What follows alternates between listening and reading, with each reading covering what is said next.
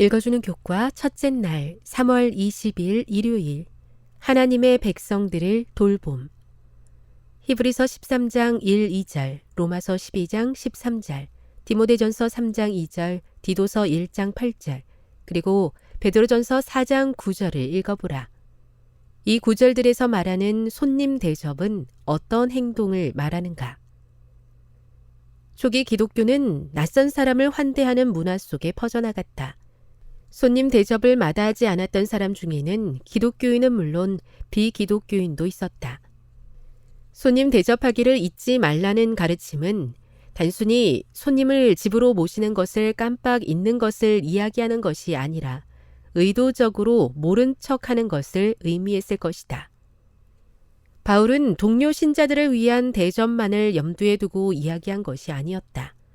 부지 중에 손님을 대접함으로 천사들을 대접한 이들이 있었다고 말할 때 바울은 아마도 아브라함과 사라의 집에 방문했던 세 사람의 이야기를 생각했을 것이다. 다른 사람을 대접한다는 것은 예수님께서 하셨던 것처럼 그들과 소유를 나누고 그들의 슬픔에 공감하는 것을 의미한다.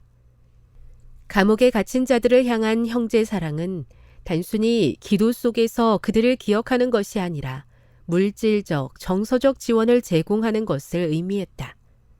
그들 가운데에는 감옥에 갇힌 자들을 의도적으로 등한시할 위험이 있었다. 사회에서 정죄받은 자들에게 물질적, 정서적 지원을 제공하는 자들은 고통받는 사람들과 자기 자신을 같은 처지에 놓는 셈이었다. 어떤 면에서 그들은 갇힌 자들과 사귀는 자가 되어 핍박에 노출되는 상황을 무릅쓴 것이었다. 바울의 권면은 독자들에게 갇힌 자들에 대한 관심을 촉구하는 이미지와 언어를 사용한다. 첫째, 저자는 과거에 독자들이 갇혀있던 형제들을 돌보아 주었던 일을 상기시킨다. 그들은 비방과 환난으로 사람에게 구경거리가 된 사람들과 사귀는 자가 되었다. 둘째, 학대라는 단어의 사용은 잠시 죄악의 낙을 누리는 것보다 하나님의 백성과 함께 고난받기를 선택했던 모세의 경험을 떠올리게 해준다.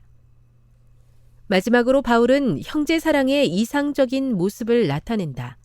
그는 독자들에게 그들 또한 몸을 가졌음을 상기시킨다. 그들도 같은 인간 상태를 지니고 있으므로 마치 자기 자신이 갇힌 바 되었을 때 다른 사람들에게 어떤 기대를 하게 될지 헤아리는 마음으로 감옥에 갇힌 자들을 돌봐 주어야 했다.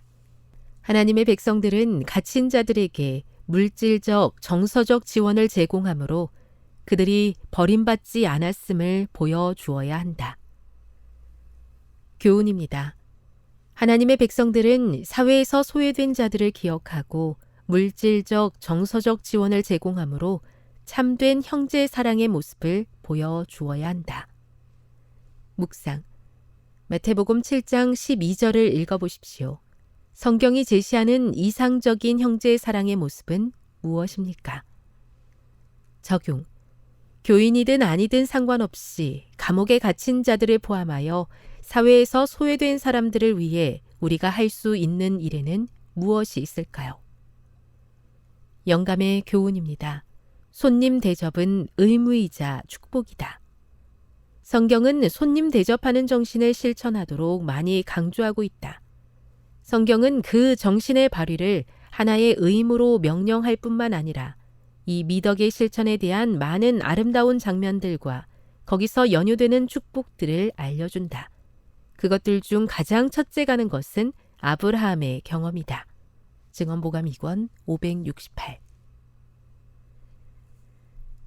그리스도인이라는 이름을 가지고 살아가지만 너무나 이기적으로 살아가는 제 모습을 자주 발견하게 됩니다.